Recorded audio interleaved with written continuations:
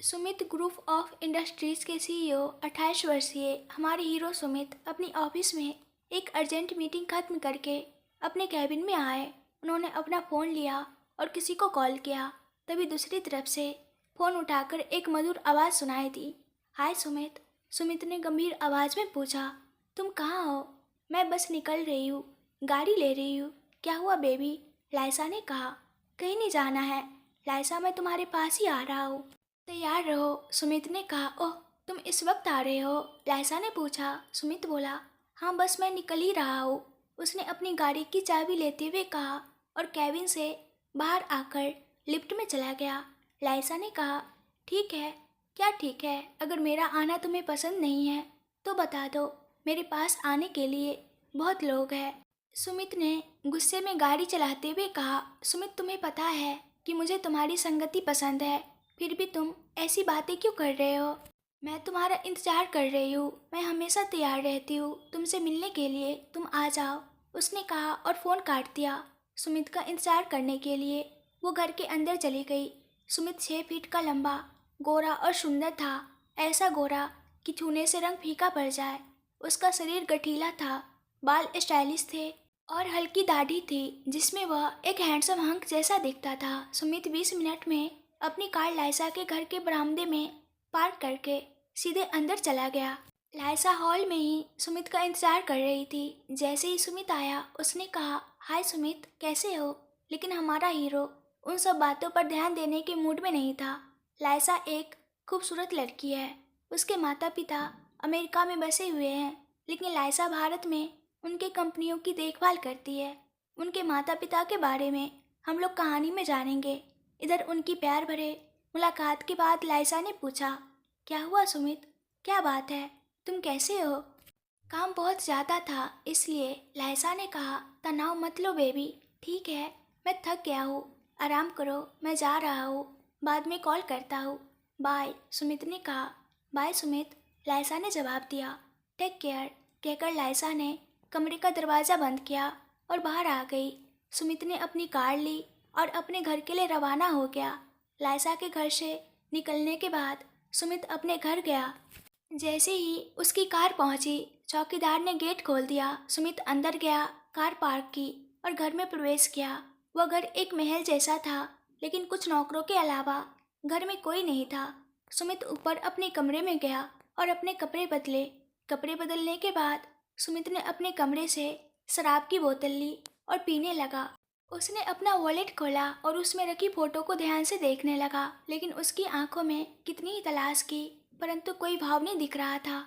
बहुत देर तक देखते रहने के बाद आखिरकार उसे नींद आ गई और वह बिस्तर पर गिर पड़ा। उधर हैदराबाद शहर की ही एक दूसरी कॉलोनी में बरसात का मौसम था। रात के करीब 10 बजे होंगे। जोरदार बारिश हो रही थी, साथ में बिजली भी गरज रही थी। तभी उस घर के सामने उस बारिश में एक 25 साल की लड़की भीगते हुए ठंड से कांप रही थी। उस लड़की को उस घर के लोग बिना किसी दया के वैसे ही बैठे देख रहे थे।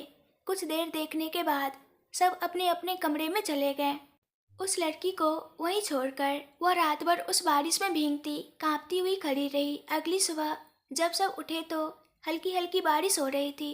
उन्होंने वहीं खड़ी लड़की को देखा और कहा, तुम ऐसे भी हमारी बात मानने वाली नहीं हो, है ना? चलो तुम्हारी मर्जी। और तुम अकेली यहाँ क्या खड़ी रहोगी? ये लो, तुम्हारी माँ भी तुम्हारे साथ रहेगी। यह कहकर उस लड़की की मामी लगने वाली 2 महिलाओं ने उसकी माँ को भी वहीं छोड़ दिया। इतनी देर तक इतनी तकलीफ सहने के बाद भी जैसे ही उसे पता चला कि उसकी माँ को भी बाहर छोड़ दिया गया है तो वह बोली, नहीं मामी। उनके बगल में व्हील चेयर पर बेहोश पड़ी हुई माँ, हाँ हाँ, तुम वैसे भी हमारी बात नहीं मानती हो ना मोनिमा, इसलिए तुम्हारी माँ को भी तुम्हारे साथ बाहर ले जाओ। मोनिमा के बड़े मामा सुरेश ने कहा, नहीं मामा जी, ऐसा मत कीजिए। मोनिमा ने दोनों हाथ जोड़कर उनसे विनती की, क्योंकि अगर वो अब बाहर जाएगी तो उसके पास रहने के लिए ये छत भी नहीं रहेगी। लेकिन जो हमने कहा है उसे तुम मान नहीं रही हो ना मोनिमा? छोटे मामा राजीव ने कहा। तब तक रो रो कर आंसू पोंछती हुई वो बोली, मैं मानूंगी मामा जी, आप जो कहेंगे मैं वो सब मानूंगी। मेरी माँ को कुछ मत कीजिए और वो उनसे प्रार्थना करने लगी। ओह, तो माँ का नाम सुनते ही तुम्हारा मन बदल गया मौनी। तुम्हारे अंदर उसके लिए इतना प्यार उमड़ रहा है जिसके बारे में तुम्हें पता भी नहीं कि वो जिंदा है या मर चुकी है, बड़ी मामी रेणुका ने कहा। रेणु ने कहा, ठीक है, क्योंकि तुम कह रही हो कि तुम हमारी बात मानोगी तो अंदर आ जाओ, अपनी माँ को लो और अपने कमरे में जाओ। जी मामी। हालांकि वह मुश्किल से अपना पैर उठा पा रही थी, किसी तरह कठिनाई से चलते हुए घर के अंदर गई और अपनी माँ को व्हील चेयर में लिए हुए नीचे अपने कमरे में चली गई। मौनिमा के पिता गोविंद और माँ रूपा ने अपनी सारी पढ़ाई विशाखापत्तनम में पूरी की थी। वे अपने विद्यार्थी जीवन के दौरान ही प्यार में पड़ गए थे और गोविंद को नौकरी मिलने के बाद शादी कर ली थी। चूँकि रूपा के परिवार वाले उसकी शादी गोविंद से करने के लिए राजी नहीं थे, इसलिए रूपा गोविंद के साथ आ गई। उसके बाद उनके जीवन में सब कुछ ठीक चल रहा था और उन दोनों की एक बेटी मौनिमा भी हुई। जब मौनिमा 5 साल की हो गई तो गोविंद और रूपा मौनिमा के साथ कुछ कारणों से हैदराबाद चले गए। यहाँ उन्होंने एक घर ढूंढा और एक छोटा सा व्यवसाय शुरू किया जिसे उन्होंने बहुत बड़ा कर दिया। यह तब था कि रूपा के भाई और भाभी सुरेश और रेणुका और राजीव और रोहिणी गोविंद और रूपा से अच्छे से बात करने के बाद उनके पास आए और गोविंद के व्यवसाय में भागीदार के रूप में शामिल हो गए और उनके घर में ही रहने लगे। गोविंद ने इस पर कुछ नहीं कहा, यह सोचकर कि वे अपने ही हैं, लेकिन गोविंद को उस समय यह एहसास नहीं हुआ था कि यह कितनी बड़ी गलती थी।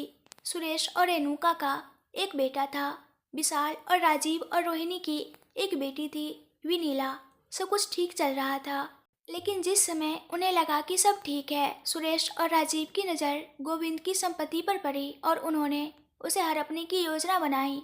अपनी योजना के अनुसार वे गोविंद और रूपा को रोज उनके खाने में धीरे धीरे जहर देते थे।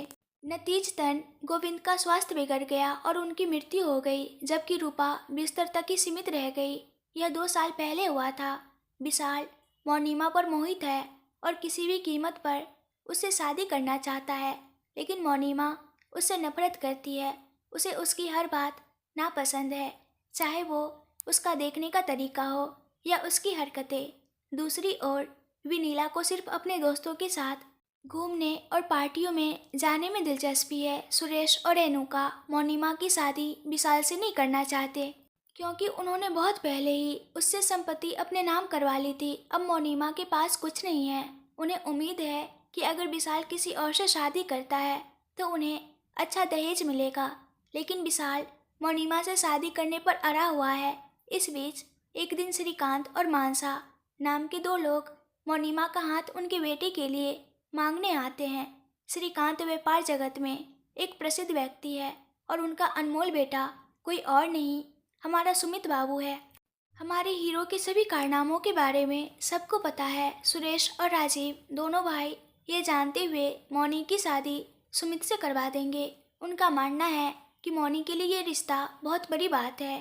जब रेणुका और रोहिणी इस रिश्ते के बारे में बातें कर रही होती है तो मौनी उन्हें सुन लेती है। हाँ, सुना तुमने रेणुका, मौनी के लिए रिश्ता आया है, तुम्हें पता है ना, वो रोज किसी न किसी लड़की के साथ घूमता रहता है, रोहिणी ने कहा। तो रेणुका बोली, हाँ, उसके चेहरे के लिए तो ये रिश्ता भी बहुत बड़ी बात है रोहिणी। वैसे भी हम उससे छुटकारा पाने की सोच ही रहे थे, है ना। अच्छा है वो ऐसे ही चली जाएगी, वरना मेरा बेटा विशाल बाबू उससे शादी करने की जिद पकड़ कर बैठा है। ऐसे में उससे और उसकी माँ से छुटकारा मिल जाएगा। उन्होंने सोचा। ये बातें सुनकर और ये जानकर कि लड़का ऐसा है, मौनी शादी करने से मना कर देती है। उस रात उन्होंने मौनी को बारिश में खड़ा कर दिया। उसके बाद अपनी माँ के नाम का इस्तेमाल करके उसे ब्लैकमेल करके मौनी को इस शादी के लिए मना लिया गया। साथ ही श्रीकांत और मानसा के ये कहने पर कि वो शादी के सारे खर्चे उठाएंगे, उन्हें लगा कि एक बोझ से छुटकारा मिल गया है। हालांकि जब मौनी और सुमित की शादी की योजना बनाई गई तो विशाल काम के सिलसिले में दूसरे शहर चला गया। सुरेश और राजीव ने सोचा कि यही सही समय है और इस तरह सुमित और मौनिमा की शादी तय हो जाती है। अब सुमित की बात करें तो वो रात में पीकर सो गया था, इसलिए थोड़ा देर तक उठा। उठकर उसने अपना चेहरा धोया और पहले जिम गया। वापस आकर उसने जूस पिया और फ्रेश होकर ऑफिस के लिए तैयार होकर नीचे आ गया। तभी घर में खाना बनाने वाली गोपी ने सुमित के लिए डाइनिंग टेबल पर प्लेट में खाना तैयार रखा था। जब सुमित खाना खा रहा था तभी श्रीकांत, मानसा और सुमित का छोटा भाई लोहित तीनों एक साथ आए। उन्हें देखकर उसने अपना खाना खत्म किया और पूछा कि वो क्यों आए हैं। सुमित अपने माता पिता के साथ नहीं रहता, हमने तुम्हारी शादी के बारे में बात की, श्रीकांत ने कहा। सुमित ने पूछा, किससे? सोफे पर बैठे हुए अपने भाई को देखते हुए। तुमसे सुमित, श्रीकांत ने गंभीरता से कहा। मुझे ये पसंद नहीं है, सुमित ने लापरवाही से कहा। तो इस तरह शादी नहीं करके और जैसे मन करे वैसे घूमकर तुम हमारी इज्जत और खराब करना चाहते हो। ये मेरी मर्जी है, मैं जैसे चाहूँ वैसे घूमूंगा, इससे आपको उससे कोई लेना देना नहीं है। हम तुम्हारे माता पिता हैं सुमित। तो सुमित बोला, जब आप अपने बेटे की इच्छाओं को अहमियत नहीं देते तब आपको याद नहीं रहता कि आप मेरे माता पिता हो। वैसे भी मैं आपके साथ नहीं रहता, मैं अपने घर में रहता हूँ ताकि आपकी इज्जत खराब ना हो। मैं जो चाहता हूँ वो कर रहा हूँ, इसमें आपको क्या परेशानी है? अगर हमारी परेशानी नहीं होगी तो किसकी होगी सुमित? क्या तुम्हें एहसास भी है कि तुम कैसे थे और कैसे बन गए हो? अच्छे से शादी करो और जो लड़की तुम्हारी ज़िंदगी में आए उसका अच्छे से ख्याल रखो, अपनी बदनामी मत करो, जिसके साथ मन करे उसके साथ घूमकर, श्रीकांत ने कहा। तो सुमित बोला, मैं किसी के पास कुछ मांगने नहीं जाता हूँ। श्रीकांत जी बोले, अरे तू मुझे गुस्सा दिला रहा है, पहले उस लड़की को देख तो तू खुद इस शादी के लिए राजी हो जाएगा। सुमित बोला, मैं किसी से शादी नहीं करूँगा, आप लोग यहाँ से जा सकते हो, मैं देखता हूँ तू कैसे शादी नहीं करता, श्रीकांत ने गुस्से से कहा और अपनी पत्नी मानसा से कहा, चलो मानसा। मानसा अपने बेटे सुमित के पास आई, अपना हाथ उसके गाल पर रखा और आंखों में आंसू लिए अपने पति के पीछे पीछे चली गई। लोहित भी अपने भाई के पास आया, सुमित को गले लगाया और कहा, तुम्हारी याद आती है भैया, और वो भी बाहर चला गया। उनके जाने के बाद अपने पिता की बातों से आए गुस्से को अपनी ड्राइविंग पर निकालते हुए सुमित स्टीयरिंग को जैसे चाहा वैसे घुमा रहा था। तभी सुमित को एक कॉल आया और वो गुस्से में होने के कारण उसने पहले 2 बार काट दिया, लेकिन जब फ़ोन बार बार बजता रहा तो उसने उठाया और गुस्से से पूछा, कौन है? हेलो सुमित, मैं हूँ, कौन हो तुम? सुमित ने पूछा। ओह, तुमने मुझे नहीं पहचाना, मैं नैना हूँ, मैंने तुम्हें कल ऑफिस में अपना नंबर दिया था, क्या तुम अभी भूल गए? वो लड़की मीठे स्वर में बोली। ओह, तुम हो नैना, बताओ, सुमित ने शांत आवाज़ में कहा। हम कब मिलेंगे? नैना बिना शर्म के बेझिझक बोली। क्या तुम मेरे गेस्ट हाउस आओगी? हाँ ज़रूर, वो लड़की उत्तेजित होकर बोली। ठीक है, आ जाओ, मैं भी आ रहा हूँ, उसने कहा। कॉल काटा और अपनी कार को गेस्ट हाउस की तरफ मोड़ दिया। जब तक वो वहाँ पहुँचा नैना पहले से ही आ चुकी थी, तो उसने सोचा यह तो बड़ी जल्दी में है, और उसे देखकर एक मनमोहक मुस्कान दी और बस उस मुस्कान से ही वह उस पर फिदा हो गई और सुमित की गोद में गिर पड़ी। 5 मिनट बाद वे दोनों बिना कपड़ों के बेडरूम में बिस्तर पर थे। 2 घंटे बिना रुके इंटीमेट होने के बाद सुमित उठा और फ्रेश होने के लिए चला गया। नैना दूसरी तरफ बिस्तर से उठ भी नहीं पा रही थी। फ्रेश होकर लौटे सुमित ने उसे देखकर हल्की मुस्कान दी और अपनी शर्ट पहनते हुए पूछा, कोई मदद चाहिए? नैना ने अपने दोनों होठ भींच लिए और धीरे से उठकर बैठ गई और सुमित की तरफ देखा। ठीक है, मैं चलता हूँ, क्या तुम यहीं आराम करोगी? नहीं सुमित, मैं चलती हूँ, नैना ने कहा। ठीक है, जैसी तुम्हारी मर्जी, उसने कहा। 2 नोटों के बंडल निकाले, नैना के हाथ में रखे और कहा, बाय नैना, तुम्हारी संगत के लिए शुक्रिया। और वहाँ से वह सीधे घर वापस चला गया। नैना के पास उठने की ताकत नहीं थी, फिर भी वह धीरे से उठी, नीचे गिरे हुए अपने कपड़े पहने और वहाँ से चली गई। सुमित घर जा रहा था, तभी लाइसा का फ़ोन आया। सुमित ने फ़ोन स्पीकर पर रखा और गाड़ी चलाते हुए कहा, हेलो, हाँ बेबी, कहाँ हो? लाइसा ने पूछा। मैं अभी गेस्ट हाउस से आ रहा हूँ। Guest house? हाँ, क्यों? फिर कौन आ गई तुम्हारे पास? उसने गुस्से से पूछा। नाम है नैना, अच्छी है, सुमित ने कहा। मैं हूँ ना तुम्हारे लिए, फिर क्यों ऐसे जा रहे हो? लास्या ने कहा। अरे मैं कौन सा उन्हें बुला रहा हूँ कि मुझे कुछ चाहिए, वही तो मेरे पास आ रही है। वैसे भी जब वो खुद मेरे पास आ रही है तो मुझे उन्हें संतुष्ट करना होगा, है ना? वरना मेरा नाम खराब हो जाएगा। लाइसा, तुम्हें पता है कि ये सब वन नाइट स्टैंड है ना? फिर ये बातें क्यों कर रही हो? अरे, अगर तुम सबके साथ बिस्तर बांटोगे तो मुझे गुस्सा नहीं तो क्या प्यार आएगा? ये तुम्हारी परेशानी नहीं है लाइसा, सुमित ने गुस्से से कहा। ठीक है, ये मेरी परेशानी नहीं है, लेकिन कल तुम्हारी शादी के बाद भी अगर तुम ऐसे ही घूमते रहोगे तो तुम्हारी होने वाली पत्नी को भी तो बुरा लगेगा, है ना? शादी, लाइसा, ये हमारे लिए ठीक नहीं है। वैसे भी मेरे बारे में जानकर कोई लड़की मुझसे शादी करने के लिए राजी नहीं होगी, सुमित ने कहा। अगर मैं कहूँ कि मैं तुमसे शादी करूँगी तो तुम राजी नहीं होगे सुमित? लाइसा, तुम्हें पता है कि मैंने क्यों कहा कि मैं शादी नहीं करूँगा? ये जानकर भी ये बात हमारे बीच जरूरी नहीं है।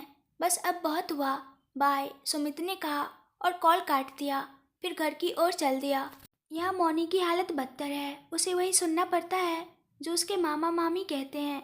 बिस्तर पर अपनी माँ को देखकर, उसका हाथ पकड़कर मौनी माँ को याद आया कि जब उसके पिता थे तो उसकी ज़िंदगी कैसी थी। गोविंद ने मौनी को बहुत लाड़ प्यार से पाला था। अपनी इकलौती बेटी होने के नाते वह जो कुछ भी मांगती थी वह उसे मिनटों में लाकर दे देते थे। वह उसे जैसा रहना चाहती थी वैसे रहने देते थे। मौनी पर कोई पाबंदी नहीं लगाते थे। उस घर में वह एक रानी की तरह पली बढ़ी थी।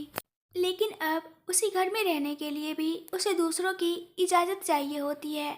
उसने अपने मन में सोचा, जब तक पापा ठीक थे, मामा मामी सब कितने दबे हुए थे, लेकिन उनके मरने के बाद जब उन्होंने मौनी से संपत्ति के कागजात पर हस्ताक्षर करवाए तब उनके असली रंग सामने आए। जब मौनी ने हस्ताक्षर करने से मना कर दिया, यह कहते हुए कि यह सब उसके पिता का है, तो उन्होंने उसे पीटा और उसकी बिस्तर पर पड़ी माँ को मारने की धमकी दी। मौनी को हस्ताक्षर करने के लिए मजबूर किया। अपनी माँ को देखते हुए उसने सोचा, आपने बेवजह अपने भाई और भाभी पर भरोसा करके धोखा खाया माँ। उन्होंने पिताजी को मार डाला, आपको इस हालत में ला दिया, वरना अब तुम, मैं और पिताजी बहुत खुशी से रह रहे होते माँ। मौनी माँ रो पड़ी। रूपा की आंखों से भी आंसू बहने लगे, जैसे वह अपनी बेटी का दर्द समझ रही हो। एक दिन सुबह सुबह मानसा जल्दी से अपने बेटे के घर आती है। अपनी माँ को देखकर भी जब सुमित कुछ नहीं बोला तो वह खुद सुमित के पास गई, उसका हाथ पकड़ा और कहा, बेटा सुमित, तुम्हारे पिताजी अस्पताल में हैं। वह रोते हुए बोली। जब सुमित ने अपनी माँ की ओर देखा जैसे पूछ रहा हो कि क्या हुआ, तो उसने कहा, वो बहुत दिनों से तुम्हारे बारे में सोच सोच कर परेशान थे बेटा, और अब तुम्हारी और उस लड़की की शादी भी एक हफ्ते में तय हो गई है और हमने लड़की वालों को जुबान भी दे दी है। बेटा, वह तुम्हारे बारे में ही चिंतित है। हमने लड़की वालों को जुबान दे दी है। वह रोते हुए बोली, माँ ये क्या है, मैं इस शादी के लिए राजी नहीं हूँ। उसने कहा, आप चाहे जो भी करे, मैं इस शादी के लिए राजी नहीं होऊंगा। उसकी माँ बोली, क्या ड्रामा है, तुम्हारे पिता अस्पताल में है। माँ, मैंने कहा कि मुझे ये पसंद नहीं है, मैं नहीं करूँगा। मुझे हर बार तंग करके गुस्सा मत दिलाओ, सुमित ने गुस्से से कहा। शादी नहीं करके और हर रोज अलग अलग लड़की के साथ घूमकर क्या तुम हमारी बची हुई इज्जत को भी सड़क पर लाना चाहते हो? वैसे भी तुमने हमारी कभी नहीं सुनी। तुम वही करते हो जो तुम्हें पसंद है ना? क्या तुम्हें कुछ महसूस नहीं होता जब दूसरा इंसान परेशान हो रहा होता है? वह तुम्हारे अपने पिता है, अगर तुम्हारे लिए नहीं तो वह किसके लिए चिंता करेंगे? क्या तुम्हें पता है कितने दिन हो गए हैं उन्हें ठीक से खाना खाए और चैन की नींद सोए हुए? तुम्हें नहीं पता होगा। तुम्हें क्या पता होगा जब तुम हमारी परवाह ही नहीं करते, तुम सिर्फ अपनी खुशी देखते हो। लेकिन तुमने हमारी कभी परवाह नहीं की। वह चिल्लाई, तुम्हारे घूमने फिरने की वजह से ही तुम इतने बेअदब हो गए हो। सुनो सुमित, अगर तुमने शादी नहीं की तो भूल जाओ कि तुम्हारे माँ बाप है, वह पहले ही तुम्हारी फिक्र में अपनी सेहत खराब कर रहे हैं। मैं भी कोई कुएं वगैरह देखकर मर जाऊंगी, फिर तुम शांति से जैसे चाहो वैसे जीना, मानसा ने रोते हुए कहा और वहाँ से चली गई। मानसा के जाने के बाद सुमित ने अपना सिर पकड़ लिया और सोफे पर गिर पड़ा। ये क्या मुसीबत है? क्या मुझे अपनी मर्जी से जीने का भी हक नहीं है? वह गुस्से में अपने बाल खींचते हुए बोला। 10 दिन बाद सुरेश, रेणुका, राजीव, रोहिणी और अन्य लोग मोनिमा को लेकर फंक्शन हॉल के लिए रवाना हुए। उन्होंने मौनी को घर पर साड़ी तक नहीं पहनाई, वे उसे ऐसे ही साधारण कपड़ों में ले आए। मोनिमा हिचकिचाते हुए कार से उतरी और वहीं खड़ी रही। तभी मानसा ने उन्हें देखा और कहा, ओह, तुम लोग आ गए, अंदर आ जाओ। और मोनिमा को अपने साथ उस कमरे में ले गई जहाँ दुल्हन तैयार होती है। और वे सब आकर आराम से शादी में आए मेहमानों की तरह बैठ गए। उनके बारे में जानकर श्रीकांत और मानसा ने उन पर ध्यान नहीं दिया। मानसा मोनिमा को ले गई और उसे ब्यूटिशियन को सौंप दिया। उन्हें साड़ियाँ, गहने और दुल्हन के श्रृंगार के लिए जरूरी सब कुछ दिया और मौनी को तैयार करने के लिए कहा। जरूर मैडम, उन्होंने भी नम्रता से कहा और मौनी को तैयार करना शुरू कर दिया। शादी की तैयारियां चल रही थी। तभी श्रीकांत फंक्शन हॉल के अंदर और बाहर टहल रहे थे। सोच रहे थे कि दूल्हा आएगा भी या नहीं। उनकी बेचैनी देखकर रोहित अपने पिता के पास आया और पूछा, ये जानते हुए भी कि भैया नहीं आएंगे, आपने ये शादी क्यों तय की पिताजी? अगर हम उसकी शादी नहीं करवाएंगे तो क्या मैं तुम्हारे भाई को यूं ही दूसरे शहरों में घूमने के लिए छोड़ दूँ? मेरा मतलब वो नहीं था पिताजी। मैं बस सोच रहा हूँ कि अगर भैया नहीं आएंगे तो क्या होगा। लोहित ने कहा, अगर वह नहीं आया तो मैं जाकर उसकी कॉलर पकड़कर घसीट लाऊंगा और उसे शादी के मंडप में बिठाऊंगा। श्रीकांत ने कहा। लोहित ने बाहर से आ रही एक कार को देखकर कहा, आपको ऐसा करने की जरूरत नहीं पड़ेगी पिताजी। भैया पिताजी, श्रीकांत जी बोले। कहाँ है? वहाँ है, लोहित ने कहा। सुमित को दूल्हे के वेश में कार से उतरते हुए यह देखकर श्रीकांत और लोहित थोड़ा मुस्कुराए। सुमित हालांकि एक उदास चेहरे के साथ आया और लोहित के सामने खड़ा हो गया। तभी पुजारी ने कहा, दूल्हे को बुलाओ। और मानसा अपने बेटे को देखकर खुशी से सुमित के पास गई और कहा, बेटा तुम आ गए, मेरे अनमोल रत्न, मुझे पता था तुम आओगे। उन्होंने अपने बेटे के चारों ओर उंगलियां घुमाई और सुमित को कहा, चलो चलो, पुजारी तुम्हें बुला रहे हैं। हाँ चलो, उसने कहा। अपनी माँ के पीछे चलते हुए श्रीकांत ने अपनी पत्नी को याद दिलाया, मानसा तुम हमारे बेटे के लिए बासिंगम भूल गई। ओह हाँ, उसने कहा और सुमित के माथे पर बासिंगम बांध दिया और उसे सजाए गए आसन पर बैठा दिया। उसने उन सभी रस्मों को चिड़चिड़ाहट के साथ किया, बस जैसे तैसे निभा रहा था। सुमित के साथ पूजा के बाद पुजारी ने कहा, दुल्हन को लाओ। मानसा उस कमरे में गई जहाँ मौनी थी। दरवाज़ा खोलकर उन्होंने ब्यूटिशियन से पूछा, हो गया? हाँ मैडम, हो गया, 1 मिनट, उन्होंने कहा। मौनी के गाल पर एक काला टीका लगाया और कहा, बिल्कुल सही मैडम, हो गया, आप उन्हें ले जा सकती है। मानसा ने मौनी को देखकर खुशी से कहा, अरे वाह, तुम देवी लक्ष्मी जैसी लग रही हो मेरी बच्ची। उन्होंने मौनी के चारों ओर भी उंगलियां घुमाई, उसके हाथ में एक नारियल दिया और उसे शादी के मंडप में ले गई। मौनी माँ क्रीम और मैरून रंग की रेशमी साड़ी में गहनों से सजी सभी को एक देवी जैसी लग रही थी। जैसे ही मौनी आई और सुमित के बगल में बैठी, सुमित ने अपने पिता की ओर एक नज़र डाला। यह देखकर श्रीकांत ने गर्व भरी मुस्कान दी और सुमित को ऐसे देखा जैसे कह रहे हो, मैं तुम्हारा पिता हूँ, तुम मेरे पास आए, तुमने देखा कि मैं तुम्हें यहाँ कैसे लाया। सुमित अंदर से जल रहा था, लेकिन वह सब कुछ कर रहा था जो पुजारी कह रहे थे। राजीव की बेटी विनीला ने सुमित को देखा और ईर्ष्या से कहा, उसके लिए इतने सुंदर लड़के की क्या जरूरत है? अरे मूर्ख लड़की, वह दूसरों के साथ हर दिन घूमता है, सोचो उसके साथ उसकी ज़िंदगी कैसी होगी। क्या वह उसे देख भी रहा है? ऐसे लोग इस तरह शादी करते हैं ताकि पत्नी घर में नौकरानी की तरह पड़े रहे। यह सिर्फ बाहरी दुनिया के लिए है, वरना वे बिना 1 रुपए के उससे शादी क्यों करेंगे। ओह ठीक है माँ, विनीला ने कहा और फिर चुपचाप बैठ गई। जब पुजारी ने कन्यादान के लिए बुलाया तो वे हिचकिचाए और फिर राजीव और रोहिणी गए और सुमित के पैर धोए। उनके चेहरे पर झूठी मुस्कान थी और फिर नीचे आ गए। उसके बाद जब जीरा और गुड़ रखा गया तो सुमित ने मौनी के गले में 3 गांठें बांध दी। मौनी ने मंगलसूत्र को अपने सीने पर हाथ में पकड़ लिया और अपनी आंखें कसकर बंद कर ली। यह सोचकर कि उसकी ज़िंदगी कहाँ जा रही है।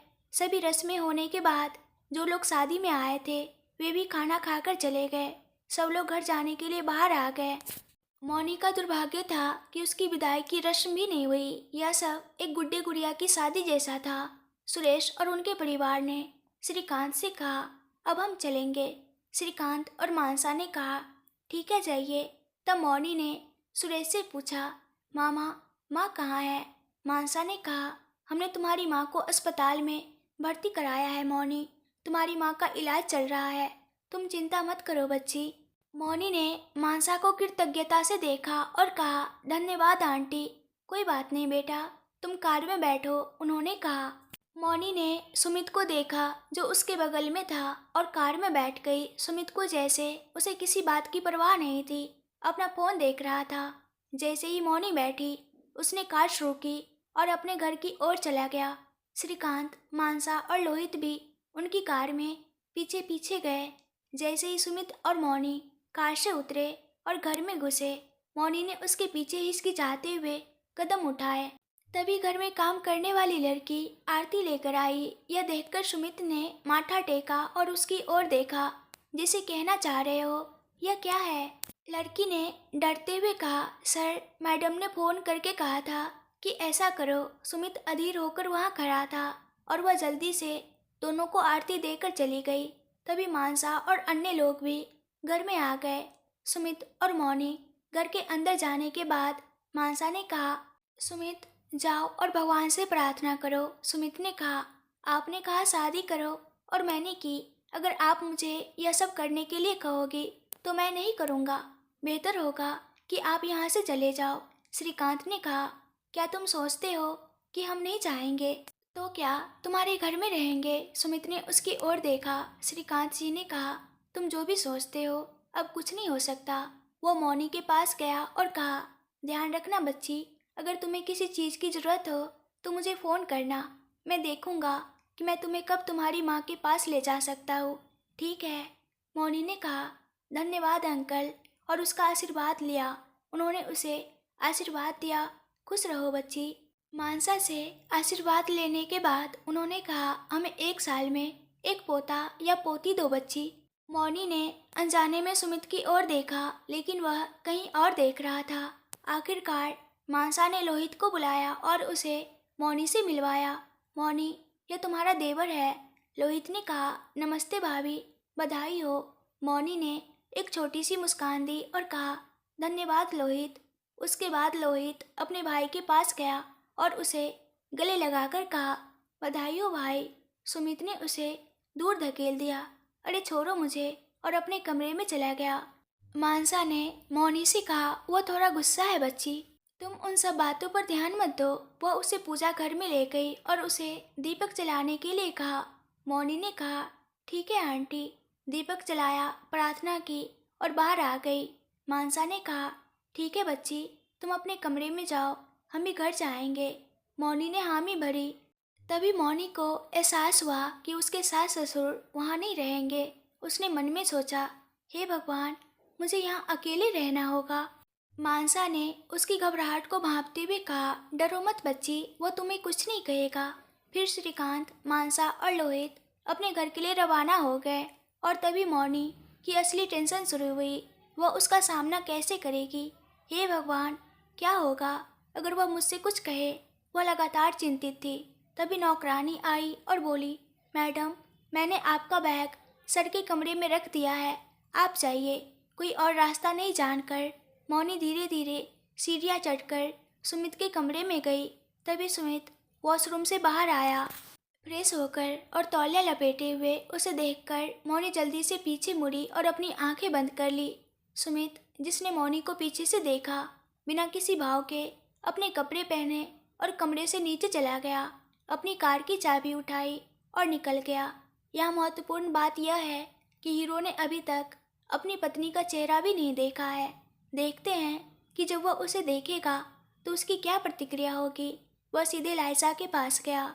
सुमित को बहुत निराश देखकर लाइसा उसके पास गई और उसके गाल पर हाथ रखकर पूछा, बेबी क्या हुआ, तुम ऐसे क्यों हो? कुछ नहीं, सुमित ने कहा सोफे पर बैठकर। पीछे की ओर झुककर और अपनी आंखें बंद करके। क्या मैं नहीं जानती कि तुम कैसे हो? बताओ मुझे क्या हुआ सुमित? लाइसा ने जोर देकर कहा। मेरी आज शादी हो गई लाइसा, उसने खुलासा किया। क्या? लाइसा ने सदमे में पूछा। हाँ लाइसा। कैसे? यह कैसे हो सकता है? मेरे माता पिता ने मुझे भावनात्मक रूप से ब्लैकमेल किया। वह लड़की कौन है सुमित? मुझे नहीं पता। मैंने अभी तक उसका चेहरा भी नहीं देखा है। उसने कहा। क्या तुमने बिना उसका चेहरा देखे ही शादी कर ली? लाइसा ने आश्चर्य से कहा। क्या तुम मुझे एक शब्द भी नहीं बता सकते थे? देखो लाइसा, मेरा सिर पहले ही फट रहा है। मैं तुम्हारे साथ कुछ समय बिताने आया था, जो हुआ उसके बाद। लेकिन अगर तुम मुझे इसी तरह परेशान करती रहोगी तो बताओ, मैं बाहर चला जाऊंगा। मेरे लिए बहुत सी लड़कियां लाइन में हैं, तुम जानती हो।